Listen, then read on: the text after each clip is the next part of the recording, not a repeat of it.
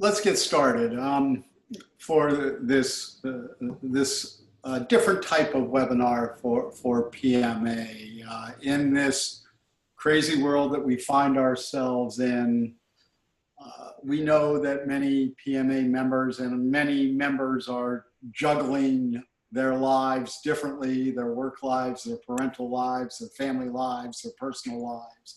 And so we thought it would be a really good idea to help our members navigate the tightrope and how to be a great parent and a great employee and a great person all at the same time when you have people pulling at you in all different directions.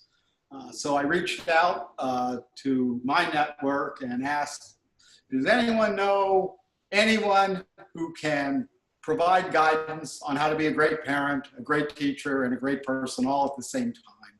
And we found Hillary Hytken Morrow. Hillary is the founder and CEO of Fairchild Education Services.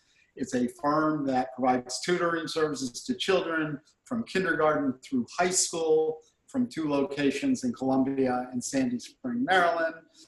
In preparing for this session, I've had several great conversations with Hillary. She really knows her stuff, but most importantly, she's passionate about helping kids. And she's passionate about helping parents help kids. And so with that, I think we're going to get a lot of good ideas, but most importantly, Hillary wants to have your questions, and don't be afraid to ask. Just type them in the chat area and we'll take the questions at the end. So with no further introduction, I'd like to introduce Hillary Morrow. Go ahead, Hillary. Hi, everyone. I'm Hillary. Thank you, Tom, for the intro, and Sarah, who I know is in the background, for getting us set up technologically today. I know we've all spent way more time on Zoom than we ever planned starting in March. I have 2 cats, 2 dogs, 2 toddlers, a husband who is working from home, and so I do understand everybody's plight personally as well as professionally. I started my business about 10 years ago after teaching in the classroom for 10 years. I realized there was a lack of affordable tutoring for kids of all ages who really needed one-on-one. I taught at a small private school. Class sizes were small. It still wasn't enough for a lot of kids. So we've been able to help a lot of kids. And sometimes helping kids starts with helping parents with some ideas as to how they can manage things differently. It's not always better. It's just different. And I think the pandemic has brought a lot of issues that were already concerns to the forefront, and we're all trying to figure out how best to navigate things. Slide. So the most important thing I'm going to tell you today is there are no right answers, and I want everybody to hear that and internalize it because it's really important. Everybody is going to have a different way of handling this, and the most important thing is going to be communication. We are all in this together. Everybody is muddling through. My kids usually go to daycare and our daycare didn't open. So I have a 3 and a 5-year-old home 24/7. It's an adventure. Some of my friends are getting together in large groups already. Others haven't left their homes since March. Everybody, again, is going to do things the way that they're comfortable. I think the best thing everyone can do is focus on what works for each of us as individuals. Slide. So, realistic expectations. This is something in 2020 I know we all as parents struggle with. There's Instagram, there's Facebook, everybody's got their beautiful family portraits and everybody thinks everybody else has a secret. The secret is none of us have a secret and we all pick what we're going to show others. Sometimes you see the real moments, sometimes you don't. I have been known to videotape tantrums because it is important for me with no local family to show grandparents that my kids aren't always dressed up and smiling. And I think realistic expectations are where we have to start. Slide. What do I mean?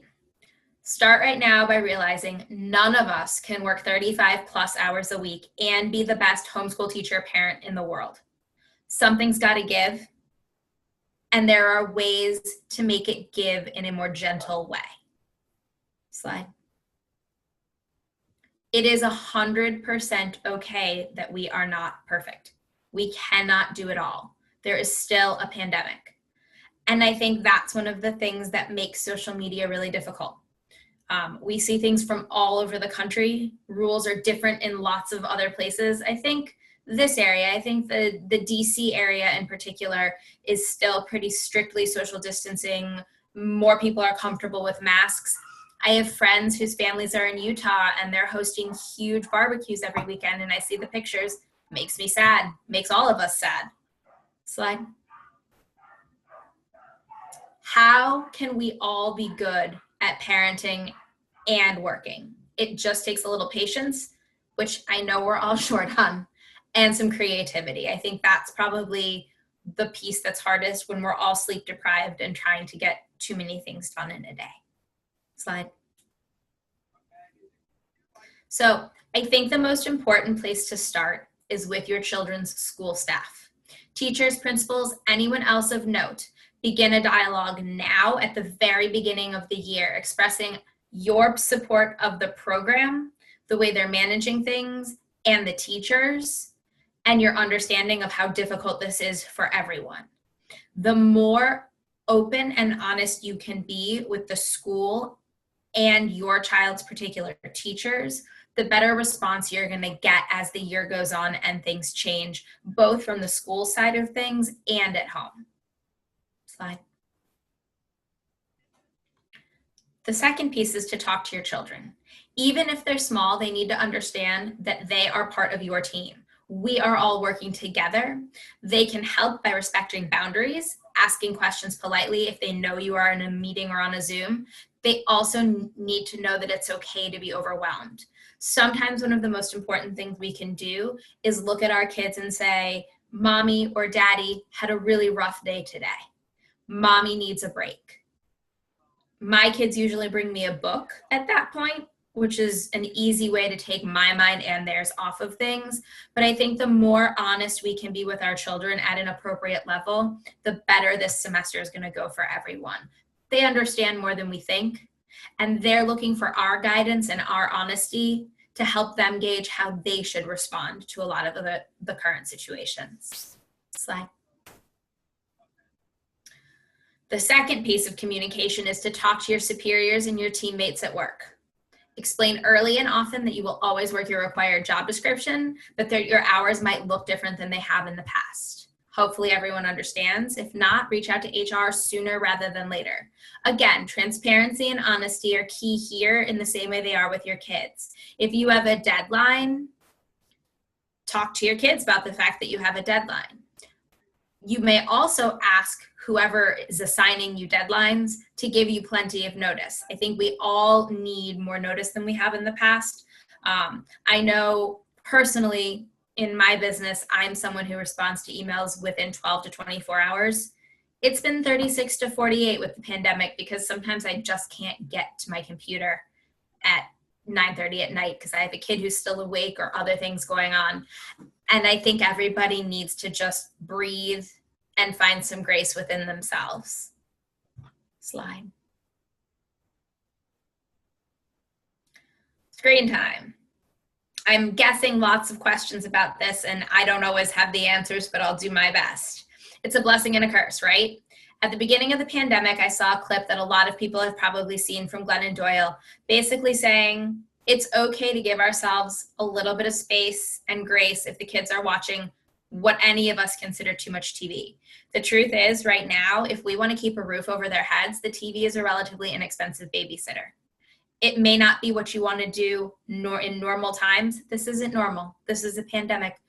I was the mom who said my kids are never going to watch more than a half an hour of television a day. Somebody ask how much TV my kids watch. Tom. Slide. I was muted. How much TV do your kids watch, Hillary? Probably an hour and a half to 2 hours a day.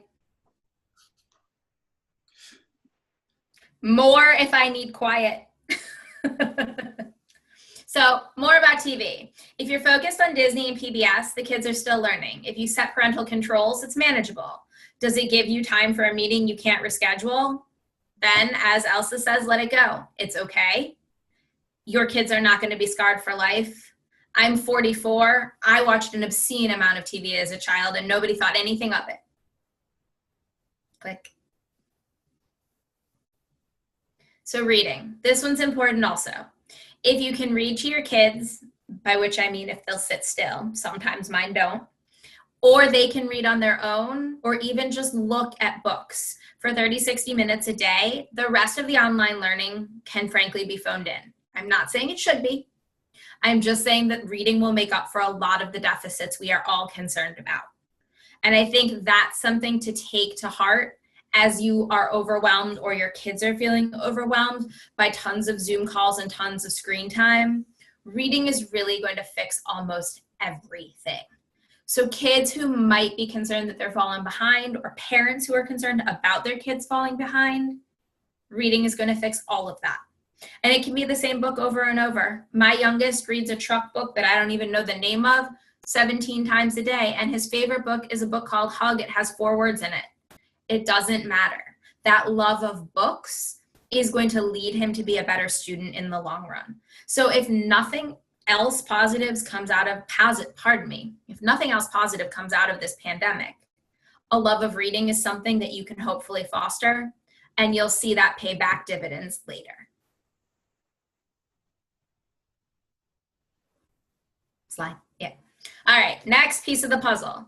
There will be days, either because of the work or a chance to do something as a family, or simply because your kids need a PBS marathon, that you'll opt out. You'll opt out of online learning. You will hear this is terrible, that the teacher has worked hard, that it's a bad decision, that you're cheating your child. None of that is true.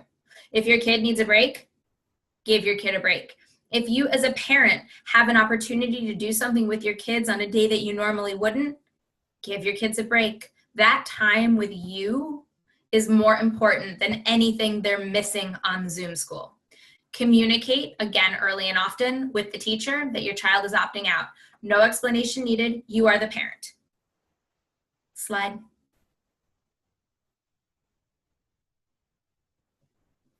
I'm not saying you should opt out weekly, but there'll be days. And if you have open and honest communication from the start with the teachers, they will understand and probably, frankly, be jealous that they can't also opt out once in a while.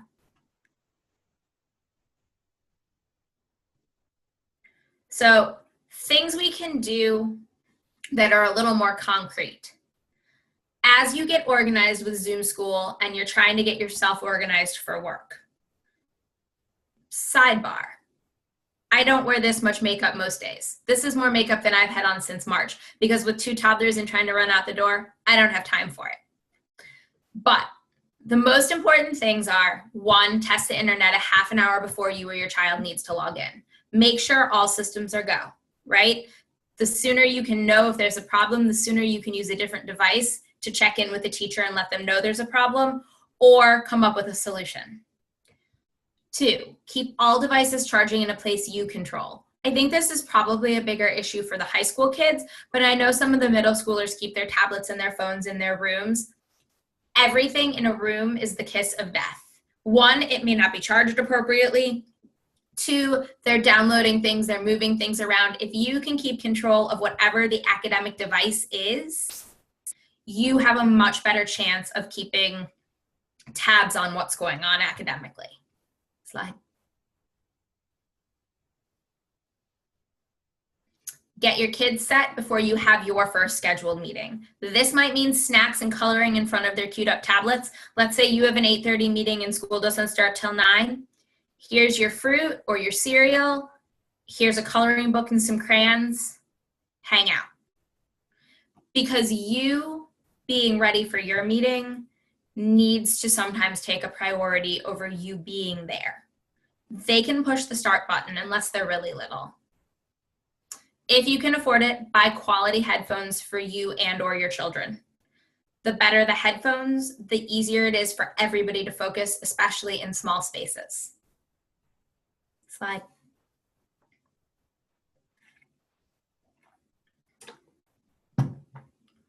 So workspace. I think this is an issue for a lot of us. If possible, put your kids at a kitchen or a dining room table. Bring lots of books. Again, any sort of books they like, coloring books, paper. Yikes! One more. Perfect. Paper, crayons, any sort of small games. We have like a magnetic tic-tac-toe that my kids love. Anything for them to fidget, put that on the table. That way, if they need a break and you're working, they don't have to ask you for it. It's there, it's ready to go. A stack of inexpensive computer paper goes a long way. If there's extra money in the budget, some sort of new something every couple weeks is a fun treat, and it might keep them better engaged at school. I know my youngest really loves Legos, so there's been a lot of bribing with small Lego kits this summer. Kids should be told that they are to remain in whichever room they've been put, pardon me, for school. They can get up and walk around. They can take a stretch break. Obviously, if they need a potty break, that's great. We have done some free online yoga for our kids, which might be a nice break for yours if you queue that up on a separate device. But if they know that they have a space that is theirs, they are more likely to stay in it and respect those boundaries than if they are in a different space. The other piece of having kids work in a family room, kitchen, or dining room is they don't necessarily feel like they're missing out. A lot of the time, if you put a kid in a bedroom with the door closed, they worry about what they might be missing out on. Slide. Put yourself in a room with a door if you can. If you have a dedicated office, great. If the bedroom works, that's fine too. Little kids need eyes on them, but if your kids are over 6, 7, 8, they can manage an hour or two on their own, and that's about as long as they'll need to for their Zooms. Do you have an old baby monitor? Could you afford a nanny cam? That will allow you to keep working while keeping an eye on them. Bonus, if it has a talk feature so they know you are watching. Sounds a little weird, but it works great. Snacks. We all worry about what our kids eat. Some are picky, some eat constantly, and some eat like little birds. I said here, I aspire to that one. I don't. If snack is at a certain time, set an alarm so that the kids know not to ask until they hear whatever that alarm sound is. Depending on their ages, I like to have a plated snack out for each child to get at the appointed time. If they are grazers, fill a plate or lunchbox with the day's snacks, and when it's gone, oh well. Keep water with them at all times, and you may have to check that if they're little. We've done a bunch of road trips this summer because obviously we're not getting on planes. One of the things we discovered was that if we packed each of the kids' lunch boxes full of their snacks, my one son ate constantly the whole drive. My other son only ate when he was hungry, but there was no fighting and there was no comparing because they had what they needed, and then they didn't ask as much of us. So I think that's kind of the key. Figure out what amount is going to keep your kids satiated. And listen, if they don't eat a lot of lunch, but you got a full morning's worth of work in, it's also probably not the end of the world. They'll have a healthy dinner, or they had eggs at breakfast. They'll be fine. More snacks. This is another place where kids' metabolisms are generally more forgiving. If the way you can get them to sit still is by serving popcorn and pretzels, it's a tool. Use the tool. Obviously, candy, cookies, maybe not so much. But like I just said, a few extra snacks aren't going to hurt anyone. Use what you got. Slide. Quality time, not quantity. Keep in mind, your kids are going to remember this whole pandemic as extra time with their loved ones. You have work to do, and that's okay. So do they. But quality time at the end of the day at dinner or while they bathe and prepare for bed is the best way to gauge their emotions and share how you're feeling as well. The more we can share with our kids, even when they're little, and probably more importantly with our middle schoolers who are working so hard to cover any of their emotions and fears because they think they're too old to feel that way, the more we can share those concerns and fears and worries, the better our situation is going to be for everyone. I think that's the last slide. I think we're ready for questions. Well, I just want to say that Rochelle Jackson shared Hug as a special book for little kids a few years ago, so we thank her for that. But Hillary, I have a question. When you say books and so forth, do you have recommended reading lists for kids of different ages, or are there some online that people can use? And even if your kids aren't readers, what guidance do you have for those parents to try and make up for what they're missing from a face-to-face classroom situation? I am happy to pull together reading lists. I will tell you, every good reading list in the world, it can get thrown out the window if your kid isn't interested in the books on that list. So I think the best reading list is a list for kids, or is a list based on your child's interests, which, as most of us know, some of them change all the time. There are some great online options for books. Epic is one that we've used, and it's relatively inexpensive, and it has a ton of books. Some of them will read to you. Some of them, you have to manually read like a normal person. And I can pull some others together. We just started the Magic Tree House with my 5-year-old. He can't read. We read to him, and we love them. Those are good. I would say kids 7 or 8 and younger, pictures are still important for them understanding the story. And when they don't recognize a word, they can usually get through the story just on the pictures. The bigger kids are going to want reading lists that are actually for reading. But I'm happy to pull those together. If I can get sort of a breakdown of ages and what kids are interested in, I can easily pull together a big list. So when you talked about having realistic expectations, if you have a 7-year-old or an 8-year-old or someone 5 to 7 who may be going to school, what is a realistic expectation for an attention span for how they're going to engage in class? Or if not, a realistic could be don't expect anything. Right? What would be a realistic expectation? The school will tell you they can sit still for an hour. All of us who are parents know that is not true. I would say anywhere between 20 and 30 minutes, 45 if you have a particularly focused student who's really interested in whatever's going on. 20 minutes for little boys is not unreasonable. I think that's great if they'll sit still that long. I think you can probably do 45 minutes or an hour with a break in between, in the middle somewhere. But kids aren't wired to sit still and in front of a screen that long, unless the teacher has turned into Daniel Tiger. We have a question from a mom with a 10-year-old Sure. who is nervous about COVID, murder hornet, wildfires, divisiveness in the country, and what you see on the news every night. Any suggestions? Whew. We try and avoid too much news for our littles for exactly that reason. But I think kids who know they're secure in their homes, in their families, do a better job of letting some of those stresses go. And I think it's also really important to acknowledge that those stresses are real and that parents, grandparents, teachers, adult loved ones feel those stresses as well. And that more people than not are working towards peaceful solutions to those situations rather than doing what a lot of us like to do, which is get spun up and blame the other side, whichever side of whichever issue that is. I think staying calm and talking honestly about those situations with a kid who is keyed into the news is really important. As far as the stress, I think the less national news they can watch, is probably for the best.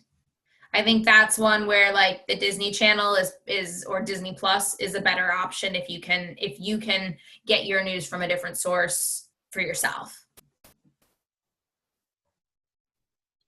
Question about sports and exercise, and that, gym class isn't happening, at least in gym, and the soccer teams aren't playing for the most part, and the football teams aren't playing. So any guidance for parents there on some alternatives for their kids?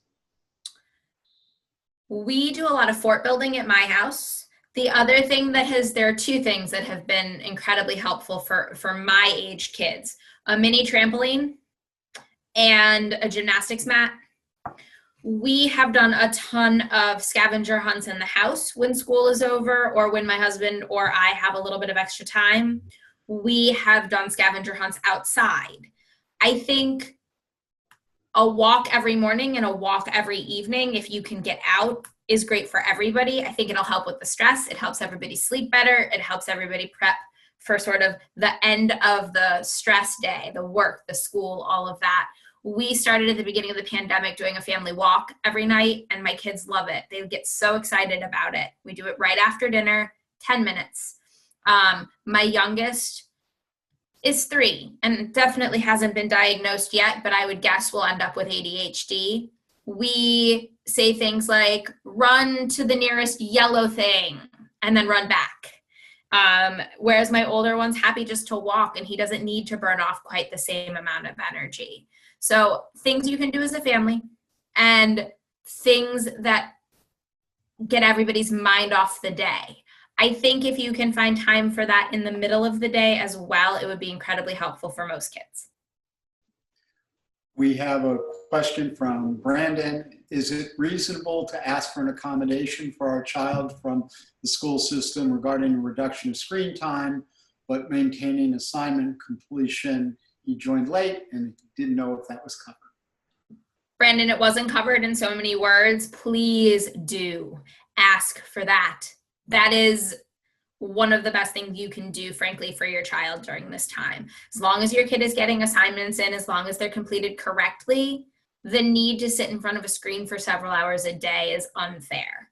So if you can get an accommodation, or the teacher is okay with your kid being on but not actually being on, I think that's wonderful.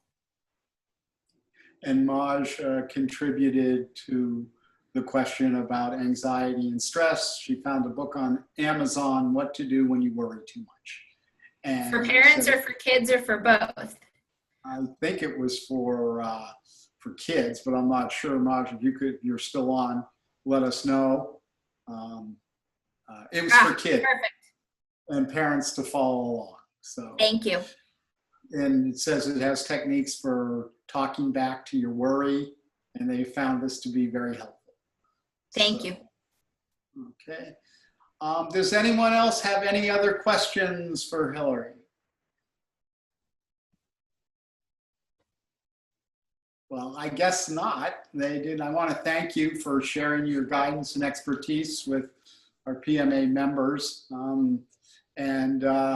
I think it's just important for everyone to have a little bit of perspective and realistic expectations, and to participate as well on some of the things that we do organizationally, because it is also a diversion from your day-to-day activities.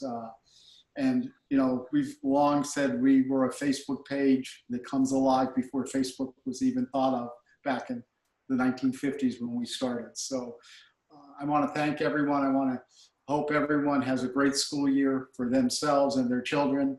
And we'll be communicating with you quite often, and with hopefully great content. So thank you again for joining us. Thank you again, Hillary, for sharing your expertise. And with that, I think we'll just adjourn the meeting. Thanks, everyone. Thank you.